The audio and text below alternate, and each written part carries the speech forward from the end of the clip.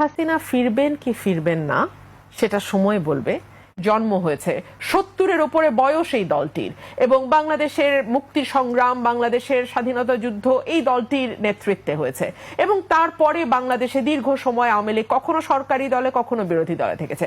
So Awami League চলে গেছে, আওয়ামী লীগ হারিয়ে গেছে কথাটি বললে কারো কারো হয়তো ভাল লাগবে, কেউ কেউ হয়তো এক ধরনের আত্মতৃপ্তিও পেতে পারেন, কিন্তু বাস্তবতা হলো আওয়ামী লীগ ছিল এবং আওয়ামী লীগ আছে। আমাদের যেই জায়গাটায় প্রশ্ন যে তাহলে ফিরে আসার কথা কেন বলা হচ্ছে, তাদের দম্ভ, আপনি বললেন ঔদ্ধত্য, ধৃষ্টতা ইত্যাদি ইত্যাদি।